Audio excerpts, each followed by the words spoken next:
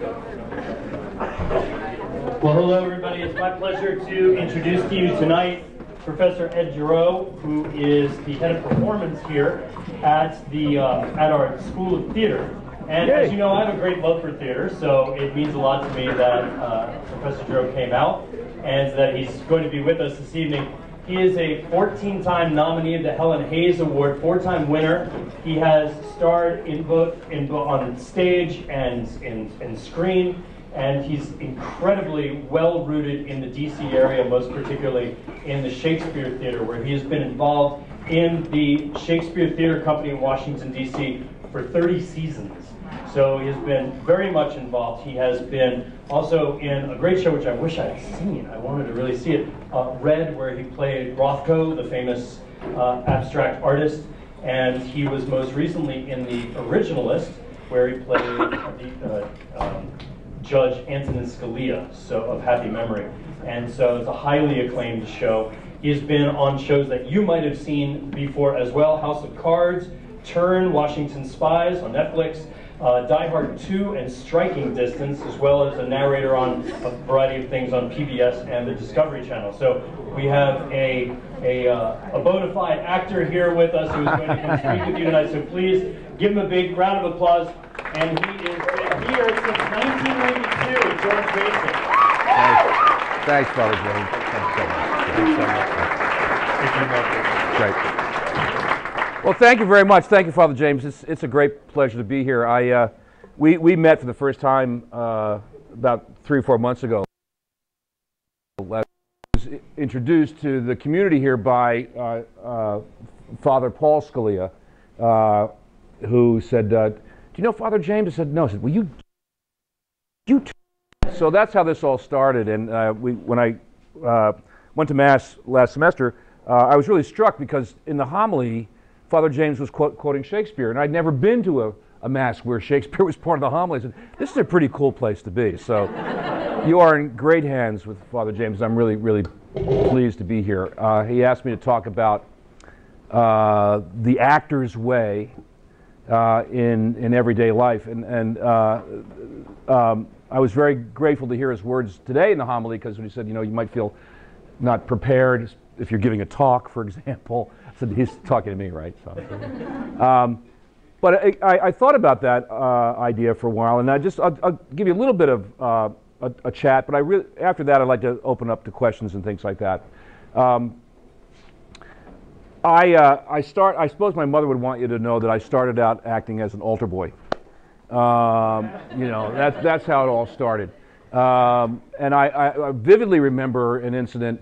It was Monday morning Mass. It was 6:30 Mass, and Father Callahan was saying Mass, and obviously he probably had a rough weekend, and he's doing the Mass. And this is the Tridentine Mass, right? This is before Second Vatican Council, so we're saying all in Latin. And Father Callahan sort of got to the consecration. He was sort of like walking through it, just sort of like going through the motions. And I think it was in probably 5th or 6th grade.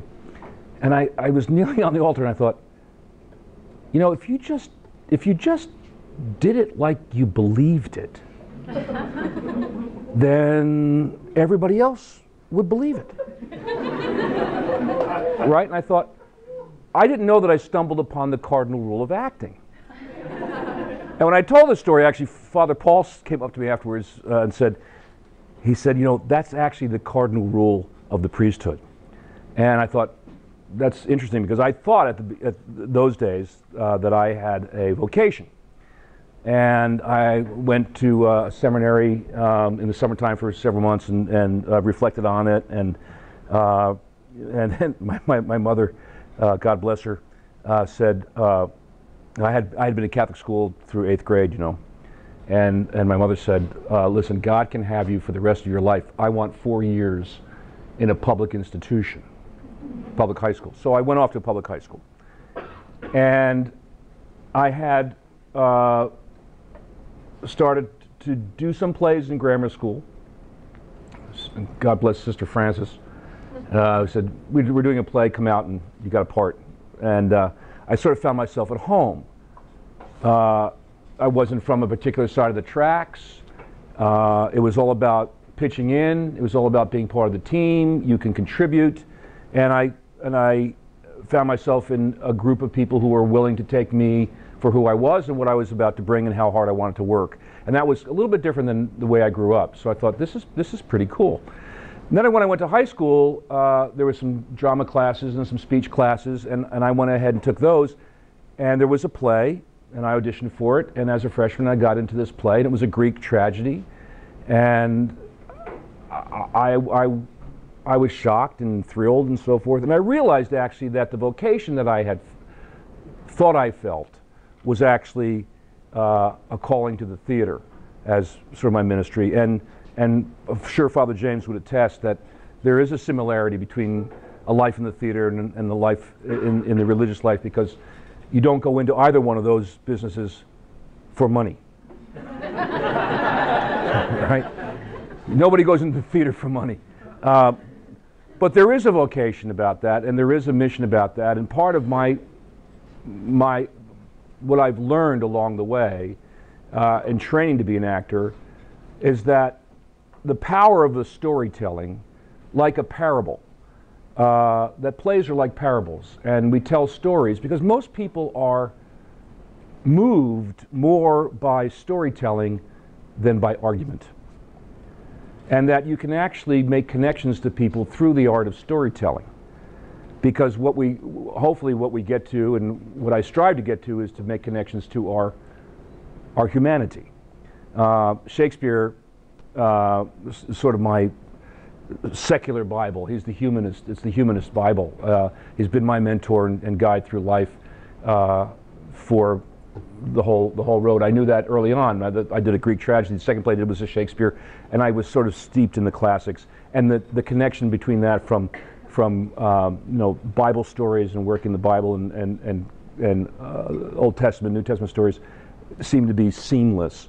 You mentioned Socrates. You mentioned Aristotle. You know, the cardinal rule in acting, I guess, comes from Socrates. You know, the unexamined life is not worth living. So it's about knowing yourself. So the road of being an actor is, in the everyday life, the obvious things are, yeah, you can get up in front of a bunch of people and you can talk.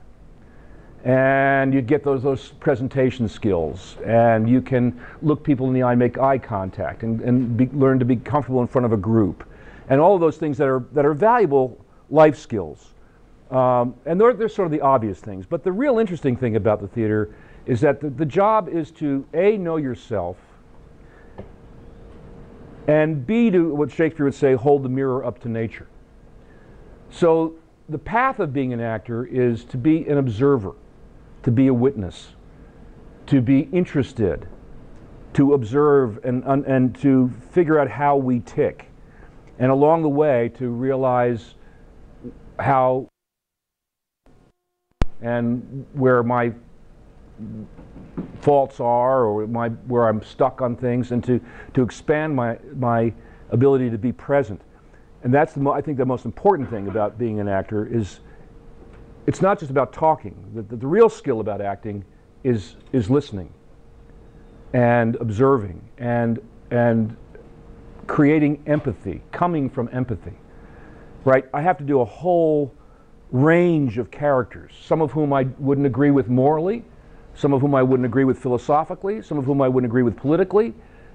And I have to, you know, I think it was Noel Coward, Laurence Olivier was doing a play called Arms and the Man, and he was playing this character, and he thought the character was a real jerk, and he was.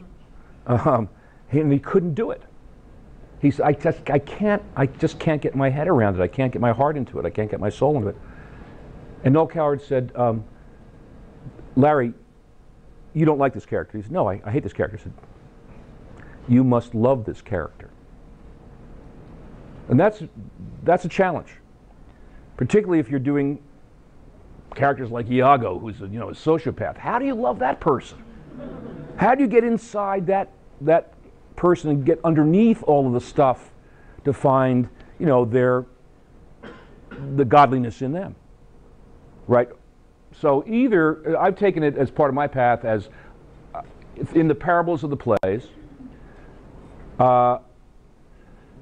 they may be cautionary tales. Don't live your life like this, right? So if I'm doing an Iago, I want to present that as truthfully as I can, as accurately as I can, so that the people who are watching the play, the audience, my real scene partner, don't have to go through that pain and suffering. That they can maybe take a lesson from the way this is happening. So they say, I'm not going to do that. To be in King Lear, for example. Thank goodness King Lear goes through what he goes through, so we don't have to. Thank goodness, in a way, that Jesus goes through what he goes through, so we don't have to. So the parallels are the same. But it's the empathy thing, being with people with whom, in your walk of life. One of the great lessons I learned was, how do you get to be the most interesting person at the party? Who's the most interesting person at the party? It's always the person who's most interested. So if you want to be interesting, be interested. Because that's really interesting. Well, you asking me about me? Well, I could talk about me, right? But to actually be interested in other people, that's what I've been doing my whole life. Because, yes, I'm stealing. I'm copying behaviors. How do you tick? What's important to you? And all those different iterations of going through life. I use a lot of work with Joseph Campbell or with Carl Jung to the study of the psyche, the soul. How do we, on this journey through life, to find balance, as you said today? That's the story of Joseph Campbell. If you haven't read any Joseph Campbell, I strongly urge that you do. The hero with 1,000 faces. That we're all heroes, and we're all going through our trials through life to learn something. And all the great plays are about that. That it's all about the transformation of the human spirit. And in comedies and tragedies, particularly in Shakespeare, in the comedies it happens before it's too late. And in the tragedies it happens after it's too late. But it happens nonetheless. Lear figures it out. It's too late for him. Hamlet figures it out. It's too late for him. Beatrice and Benedict figure it out before it's too late. It's a comedy. Life is enlarged.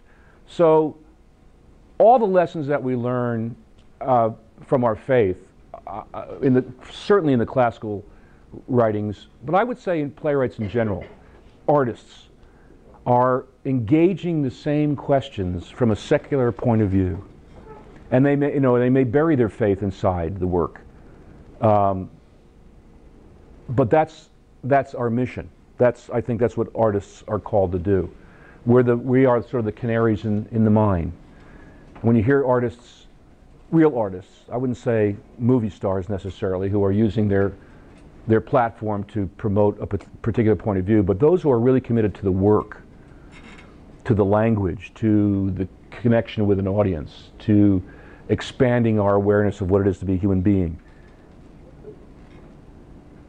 That is a vocation, and I'm glad that there are great artists around because they've taught me great things, and I would invite you to, if you don't go to the theater, to make it part of your journey too, because and come to our classes too. One of my favorite classes is Acting 1. I call it Intro to Life. Because you get a chance to, just as you would on a retreat in a way, you have a chance to go through how do I operate in my environment? Am I aware of my environment? Can I put down my phone? Can I be with somebody and just be with them? That skill we're losing that skill. You guys are really good at it. I was saying to Father James, I was saying to Maria actually, wow, everybody's actually talking to each other without the phone. That's fantastic. But in the world that we live in, when I was coming up, it was all about psychology. It was all about how do we tick. Now we're doing this. So one of the exercises I get students to do is just stand up and just look at each other, just be with each other. And all kinds of stuff comes up that's really threatening. We thought that was fun back, we thought this is easy, you could do that, but it's really, it's a confront, right? So those are the real skills, and it never gets dull. It never gets dull. because we're so infinitely complicated. We all want the same things. We all want good things for ourselves and for others. But we're to whatever degree that we can express that. I think the theater is there to engage those questions and tell stories that open up our humanity. Yeah. That's my story. I'm sticking to it. Anybody have any questions? Yeah. What was your most challenging character that you ever had to enact? Challenging? Well, becoming Justice Scalia was probably the most challenging on a variety of levels. A whole year going to court, going skeet shooting, and driving in his car, becoming friends. Probably the most impactful of my career. First of all, the smartest person I ever met in my life. So you talk about feeling unprepared. Let's go. I'm going to go into his chambers and have a conversation. It took me about 3 months to prepare for that. I wanted to read as much as I could about the law, about his life, about his faith, about and in very short order, he made it very easy for me to just look. I'm going to be him in a play, so he's obviously going to show me his best side, and I knew that, and I knew that I was like somebody wanted to have an interview with me right after the first time I had lunch with them. I said, no. Yeah, I'm gonna have lunch with Justice Scalia, then tell the world what it was like. No, I want to have a relationship with this guy. So we both had a mutual interest. But he made it very easy for me. We recognized each other right away. I said, Italian American Roman Catholic from New Jersey. I got that. He said, 45-pound brain, not so much. So I'm not an attorney. I wasn't a politician. He met me as a human being, and everything that I had read, he corroborated everything, and my writing got better. The correspondence. I mean, I was like, editing my writing, making sure, dotting my T's and making sure that I was using the Oxford comma, all that stuff. But what I found was that my work with Shakespeare really helped me in terms of understanding, and it was a way to an analogy into his solution. I realized I'd been a textualist all my life. That's how I teach Shakespeare. Why these words? Why this particular order? But it was challenging. It's so rewarding, and it's been an incredible experience. I think Mark Rothko probably the second after that, because it was another year of preparation and trying to understand his worldview. So yeah. So you talk about Shakespeare a lot. Oh. Go ahead. No, I'll get you, and then we'll go there. Yeah. Oh, no, you first, and then. So you talk about Shakespeare a lot, and you talk about how you notice that in such characters, more than one, mainly one, in each play, that they have a transition. Transformation, yeah, absolutely. Transformation. Yeah. And you see that, by letting all these sequence of events happen to that one character and have them interact within that play. Right. And you bring up comedy and travesty. Right. Tragedy. And have you noticed that there has been where there's been a parallel endings to them, like so common endings in each of them? Well, it's about the transformation moment, right? Yeah. When the character realizes that, oh, the world's not doing it to me. Mm-hmm. I'm actually responsible for the way things are showing up, and that's okay, right? Edgar says to man must endure his going hence even as his coming hither. The readiness is all.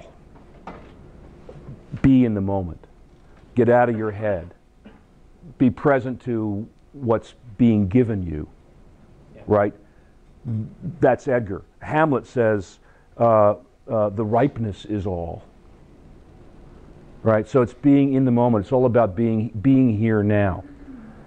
That happens to, and that means that what that requires, I think, in both tragedy and comedy, is a letting go of your points of view about things, or the way you want the world to be, or the way you expect it to be, or the way you want it to be fulfilled, and just letting it show up the way that it is, and see the gift of that.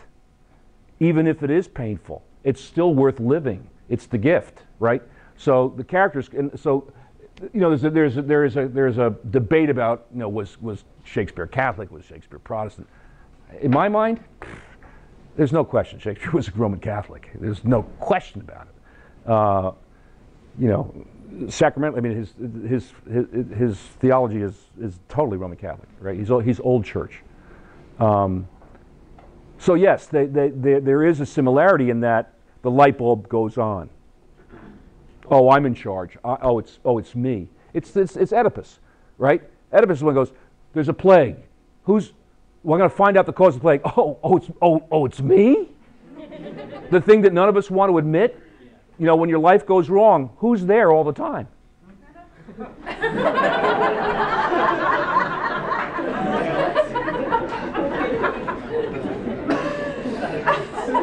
You laugh, but it's funny, right? I mean, that's the joke. Joke's on you. And people don't want to get that. People don't want to be responsible for the way their lives work out.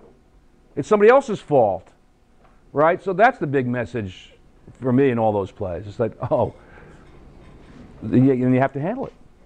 Clean it up. Thank you. Yeah. What's your favorite Shakespeare play and why? It's King Lear. It's like Beethoven's Ninth. It's so big. And it's in a way very contemporary because the theology of the play it's very dark. It's an amoral world. It's people call on God all the time and He never shows up. So how do you live your life in a world where the gods have forsaken you? Right? Where does love happen? Right? And I think what I get from that play, having done it several times, and that was one of the greatest experiences of my life, was to do it was in 2006 and then again in 2009. We first did it in Chicago with a great actor named Stacy Keach, who, as a kid, I saw play Hamlet when I was 15, and in New York, and I wanted to be like him. And then 30 years later, to be with him while he's playing Lear and being his number two, and sort of carrying his clubs, it was a miracle. I mean, that was just like a dream come true. But the lesson that I got from that play is that Shakespeare tells us, in spite of a world that's amoral, that you're on the brink, on the precipice of the apocalypse, kind of way we feel now about the way the world is, that even if we don't see the gods, that it's about human intervention, divinely inspired. That even if there isn't the outward sign of a god, right? These people are just laid low. I mean, it's just awful what happens in that world, and yet it's in our humanity to intervene regardless, inspired by something that's larger than ourselves. That's why I love that play. Yeah. Yeah, after like stepping into a character's role and so on, preparing for the role you're going to be in, like becoming that character, what's it like at the end of the entirety of it all? When you sit back to yourself, and then does some of that character ever stick with you, or how does that? There's no question. I mean, I've been doing Justice Scalia working on the play for 5 years. In fact, there's the 3rd anniversary of his passing is next week, and I want to also say that today is the birthday of St. Thomas More, and Justice Scalia was a big devotee to Thomas More, and you know, the statesman and the scholar and so forth, who, you know, discharged his life in his political office as if his soul depended on it, and that would really be kind of a nice thing these days.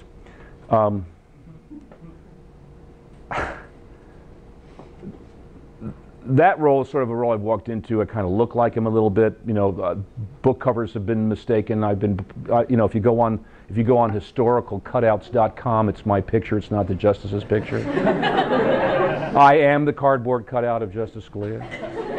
I am the veneer. And we had been on the road with it for 3 years, and we were in New York, and it had great success. And there was hope of it even having more success going back to New York for a Broadway run. Probably not going to happen. So right now, I'm in that sort of other side of it, saying it's time to let it go, and it's hard. But there's a lot I've taken from being in, walking in those shoes for that long. To be able to have the gift of operating as a citizen artist in Washington and across the world, to sort of have my finger on the pulse. We started doing the play on Inauguration Day in 2016 in Florida. We went to California, we went to Chicago, we went to Washington, we went to New York over the course of 2 years. The audiences changed. It was amazing to sort of witness what was happening in the body politic during these last 2 years. And to be engaged in that conversation, in a parable about Justice Scalia and a self-described flaming liberal African-American female clerk. It's a comedy. And they don't change their political points of view, but they grow to respect and like each other as human beings. And that lesson, people are like, everywhere we went, particularly folks, my friends on the left, who came in with a big chip on their shoulder, walked away and said, "You made me like the guy." Well, yeah, because he's a likable guy. And it challenged people's preconceived notions, and on the right as well. He wouldn't act that way. Well, he might act that way. He did. I mean, we never talked politics. I didn't agree with everything that he came down, and it didn't matter to him. And that's the lesson in that play. It doesn't matter. Go to the voting booth. Let's get on with it. Right? We're Americans, so finding the value of what we share as Americans was it was an amazing journey, and I'd like to continue that, if not that play, in something else. Yeah. What is the acting method that you typically use? Like, do you Stanislavski or? I studied Stanislavski, but I also studied the RADA system from England. So my generation's project has been to meld those two things. So there's a full connection to a sense of truth, a lack of contrivance. It looks like authentic behavior, and had the hard skills of being able to have musicality in the voice, being able to make my body work so that you can read a thought that I'm having when I'm not speaking, right? And that's so it's both of those things. It's the hard skill and the internal work. Yeah. Yeah. You mentioned that there are some characters that you have to love, even if you just can't agree with them, you really hate them. For you personally, do you have any sort of experience with a character like that? You just couldn't agree with yourself? I couldn't agree with? Oh, gosh. That I don't agree? Oh, lots of them. Lots of them. I mean, gosh, there's so many great characters in Shakespeare they're devious, they're nefarious, they lie, they're unscrupulous, right? Those people I find really smart. I have to find something about them that I admire. And it's their ability to. I mean, Iago's brilliant. He can figure out people like that. Now, good news is that's Shakespeare's intelligence, right? So all the characters in the plays are really, it's the playwright that I'm trying to channel, right? Because he's brilliant. But his ability to draw the portrait of a person with whom you wouldn't agree without judging the person, without judging the character, that's an enormous gift. That's so hard. Shakespeare doesn't answer the questions, he asks them. And he allows the audience to make up their own mind. So you can't go in saying, I don't like this character and I'm going to play him because I'm going to be editorializing about the characters I'm playing him. For me, somebody like Iago, they would, anybody who's like a so-called evil person, they don't think they're evil. They don't have, when they're inside, I'm deeply misunderstood. Nobody understands me. That's something I have felt that about myself, so I can find a connection there. If that answers your question. Mine's kind of like this, but have you ever had a character that you just something that they did you just did not morally agree with, and how did you handle that if that happened? Well, then I have to say, yeah. Then I mean, I have to know that I'm representing a point of view. It's an argument. It's a debate. So I'm going to try to make my argument, even though I don't agree with it. Personally, I have to hang up. When I come into a rehearsal room, when I take off my clothes, that's my character. I'm putting on a mask, right? And I want that mask, in a way, the mask liberates me, because the mask says I'm lying, right? Once I say that and we all sort of agree, right, I'm playing a character, I'm not really this person, then I could be totally honest underneath it, right? So if I'm doing something that I don't morally agree with, then I know that I'm serving probably the protagonist. I want to make the protagonist's argument as clear. So if I'm creating an obstacle for the hero of the piece, let's say, that's how I power the protagonist. If I don't give him the fight, then the victory isn't worth it. Does that make sense? So I try to step out of it and say, how do I work in the larger machine? What's my part of the story that I have to uphold and honor in order to tell a larger story? Does that make sense? You know, if I'm going to play Judas, I'm going to play Judas. Got to play him full out for the story to work. Doesn't work otherwise. If you're playing someone that you morally disagree with, but the play is like presenting them as someone like the hero, would you play that part? Well, you know, I've never been in that situation.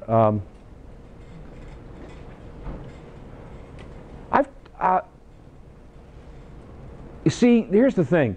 I've sort of made a career. I've been asked to do parts like that. There's one I did turn down, and it was a pedophile. I said, I don't want to live in that guy's skin for 3 months. I just don't want to do that. And I asked the director, why did you ask me to do this role? He said, well, because you can humanize him. That's what you do best. I said, well, I appreciate that, but no. I did turn that down. That's the one time I did that. Yeah. Has it ever been, have you ever found like a difficulty balancing your career as an actor and your faith? No. No. It's been challenged. When I'm working with people who are different faiths, different ethics, that's where I have to go deeper into the vocation is to find the empathy, to listen, to allow that to exist. That's the challenge of the faith, that I'm not going to, that's the way that it is. And I can look, we have a project to do. We're teammates, right? We're trying to get up to Everest, so let's go. And if I can trust that, then that's what I rely on. Yep. Why go back and teach if you're a DC star? It's not enough. It isn't enough to just do the work. It's always been my idea of a perfect day in this as an actor is to be in the classroom, because you're in the classroom as an actor coming up, and you stay in the classroom.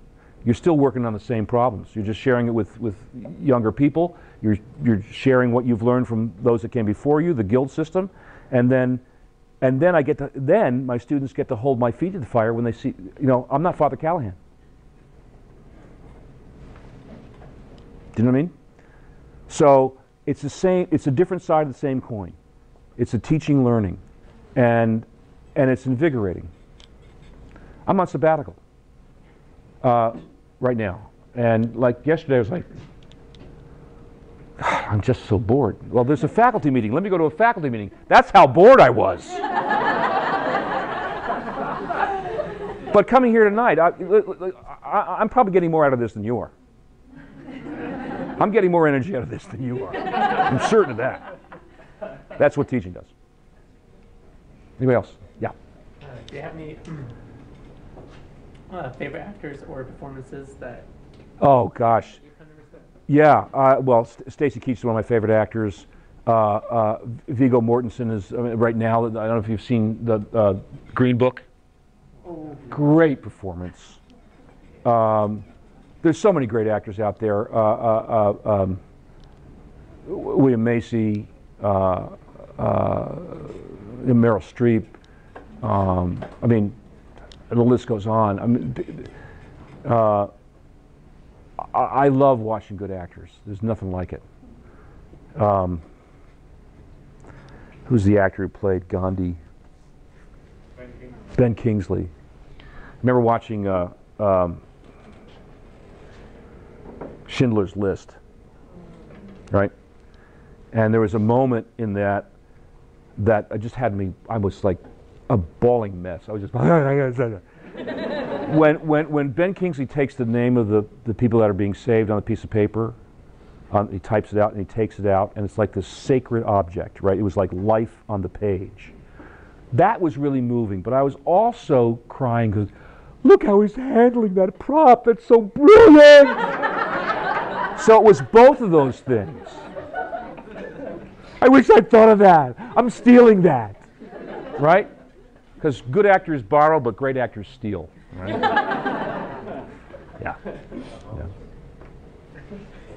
Which actor's version of the monologue "To Be or Not to Be" do you like the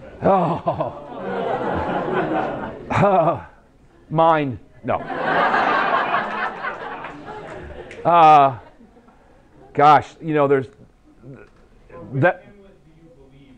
You know, which rendering of the ninth do you like the most? It's so hard. There are parts of all of them that I love.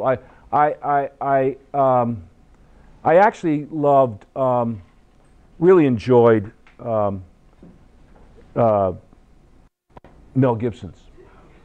Really enjoyed Mel Gibson's because of when it came in the series of Hamlets that in my lifetime, right? From Gail Good to Olivier, they were sort of a certain kind of style of acting, which was sort of sung and very poetic, and certainly that was Gail Good. And Hamlet's was Olivier's was very psychological. That film was, you know, all about Freud. Mel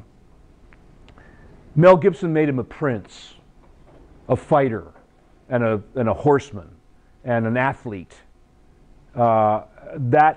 That sort of brought it back to where I thought it existed. Stacy Keach's Hamlet is my favorite.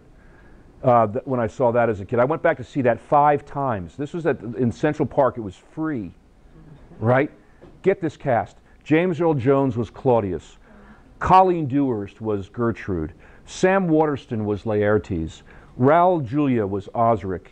Barnard Hughes was Polonius. This was like the landmark American Hamlet of the 20th century. It was it. And I was like a 15-year-old kid. And I was my teacher brought me in there from New Jersey to Central Park. And I was just gobsmacked. I thought, this is the greatest thing. Because I understood his behavior. I could see what he was thinking and feeling. And then he would say those words. And I went, I wish I said it like that. He just made it so clear and so connected. And I went, that's it. I knew I wanted to be an actor, but it was that moment that I knew I wanted to be a classical actor. Yeah, that's the one. And I wish it were on film, because it was really the great one. And I think the Lear was probably the great Lear of the late 20th century, that production. In fact, it was chosen as one of the best productions of 2006 by the New York Times, the only show outside of New York that was selected on that list. It was a great production, it really was. Set in Serbia in 1995. Yeah. What would you say is the biggest, like, what makes a classically trained actor different than another actor? Well, it's a bunch of hard skills. it's voice production, it's language, it's rhetoric, all of those language skills on top of physical skills like stage combat, fencing, Alexander, stretch, and also the emotional business, the psychology of it as well. So it's demanding emotionally, physically, and intellectually. And if you could do that material, you can do anything else, because Shakespeare is totally, what I would say is totally verbally explicit. You play what you say, and you say, you don't, there's nothing missing, right? Modern plays are different. There's a lot, Chekhov would, there are pieces missing. You don't know what people are thinking. They're having an inner monologue. Not in Shakespeare, because it's just explicit. So you're saying everything that you're thinking. So it's a great way to learn how to think and how to write.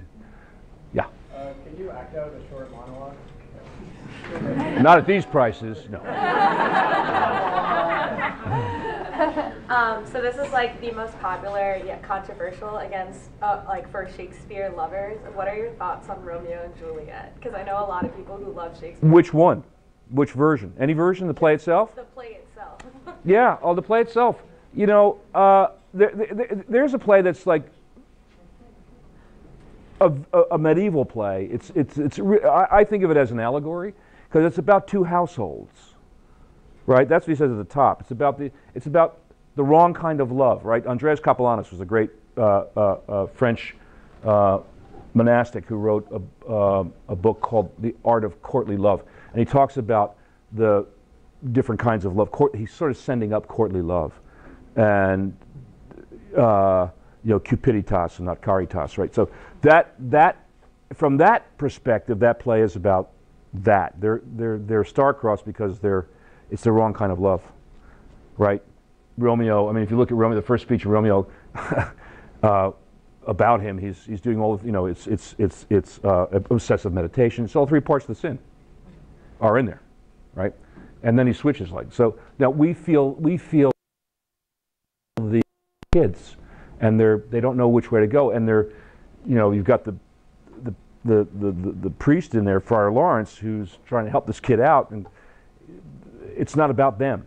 They are the unintended consequences to a society that can't find a way to get along.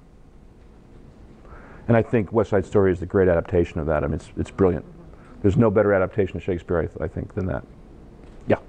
If you could have dinner with anyone, alive or dead, excluding Shakespeare and Jesus, who would it be?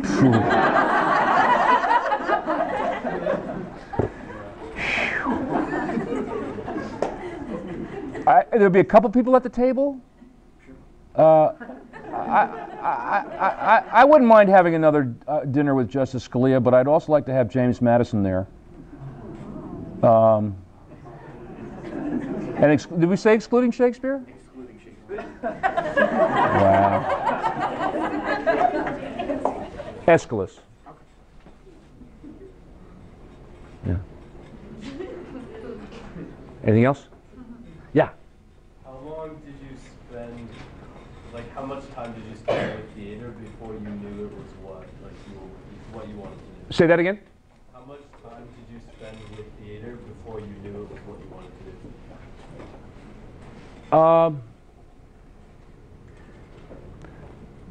do? By the third play, I knew. The first one was like, oh, this is fun. The second was like, this is really fun. And then the third one was, this is it. I allowed myself the time to sort of figure out, and as a 14-year-old kid, I'm still finding out, going through that portal of life, trying to figure out who I am, and being formed at the same time by the theater. So I had, and as well as by the church. So I was very, very fortunate to have Aeschylus, Shakespeare, all those people helping me out too at the right time. Great teachers. Yeah.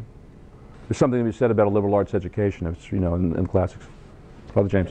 I can't thank you enough for this dialogue. This has been fantastic. But I do have a question.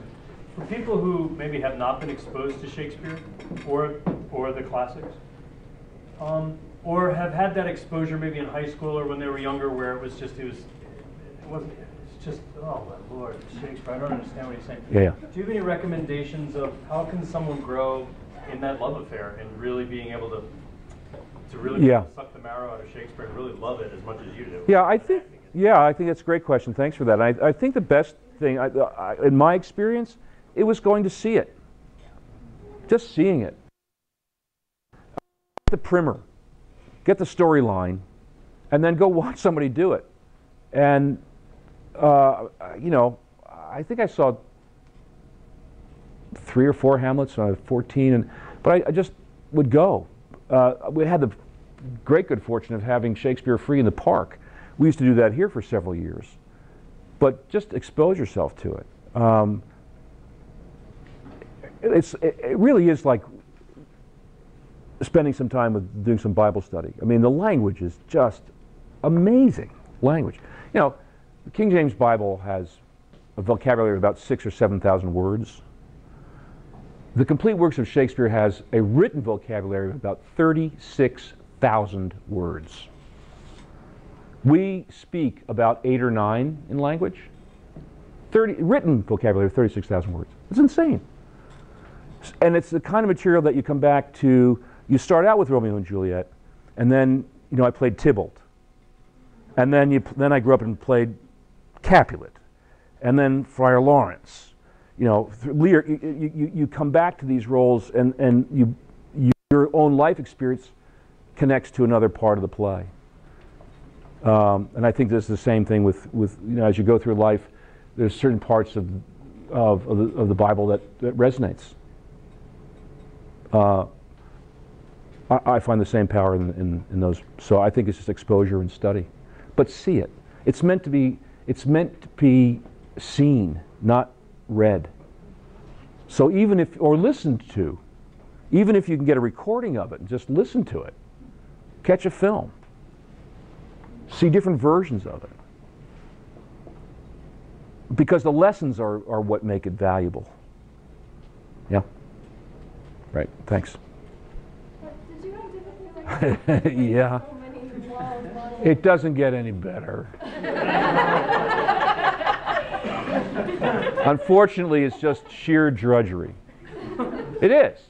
It's repetition, repetition, repetition. Now, it got a little bit more interesting when I was actually breaking down the language and seeing how the dots connect and discovering all that nuance. That at least made it interesting. But it's seat of the